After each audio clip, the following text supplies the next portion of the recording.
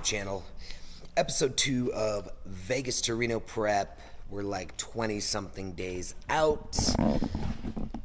Working on clutch tuning right now. Got getting ready to bolt the primary back on, get the secondary back on, and do a little bit of a back. So let's go.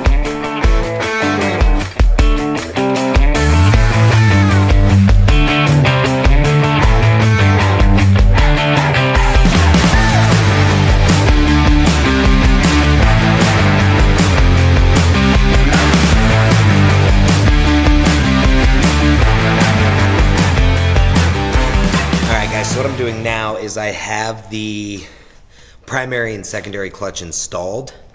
So the next thing I'm working on now is the belt alignment. You want your belt to ride center from your secondary onto your primary clutch.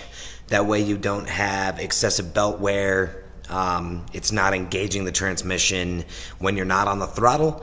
And it also protects the belt by keeping belt temperatures down and prevents uneven wear. And prevents failure to the belt. So it might be difficult to see on camera, but you can see here that the belt isn't perfectly aligned. We've got a big gap on the outer side, so it's touching the inner sheave of the primary clutch. So our goal now is to get the belt shifted over, and I'm going to show you how we do that with shims.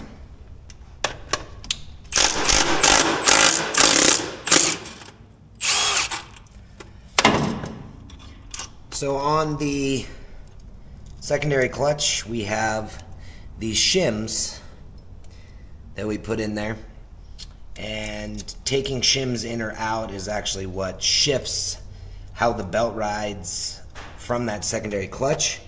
So what I'm doing now is counting how many shims I have in there to try to figure out and do the math at which way I need to go. Of course, they're not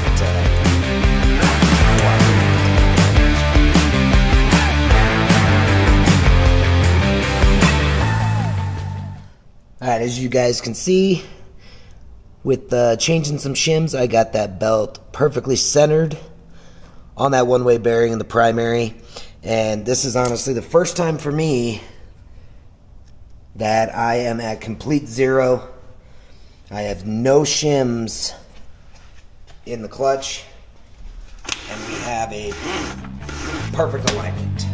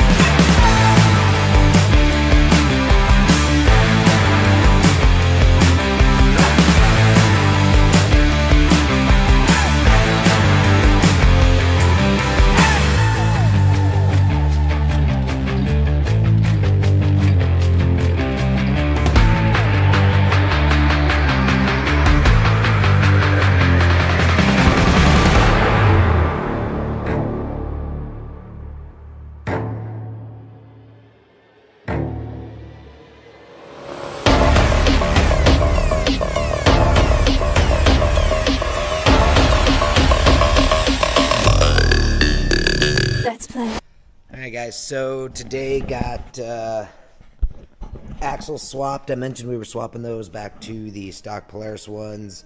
New wheel bearings in all the hubs. Everything torqued and checked, ready to go.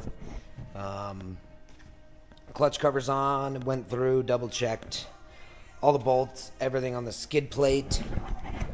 So race prep is in full swing, getting closer to the bottom of the list. So what I was just doing was the Pro R that got totaled at Fallon last year has a 35-gallon fuel cell in it, and the new Pro R build is getting a different fuel cell that's going to sit under the seats instead of behind the seats. And so we had this idea to put the bigger fuel cell out of the rolled Pro R into the Turbo S. So what I was just working on was pulling the fuel pump out, because they run different pressured fuel pumps. And because that fuel cell in that car is so tall, this had to be extended. It's a custom fuel pump where they converted the OEM fuel pump to work in that fuel cell. So now I need to compare it to a Turbo S fuel pump to see if that conversion can be swapped over to run the bigger fuel cell in this car for Vegas to Reno. The pressures are different. There's different fuel pressures between the two cars, so we can't run the same fuel pump in both cars, which is inconvenient. But gonna compare those tomorrow and see if we can make that work and do a fuel cell swap before Vita R to give us a little more fuel capacity. We've already measured it out. It'll fit in here no problem.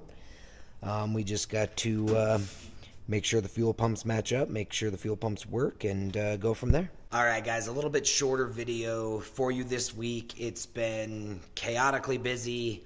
I actually took a couple days this week and stepped away from the race cars, stepped away from the shop, to just reset, hang out with Caitlin, and just decompress a little bit, knowing that the next couple of weeks leading up to and to Vegas to Reno is just always utter chaos. No matter how well you plan, how prepared you are, there's always chaos to ensue.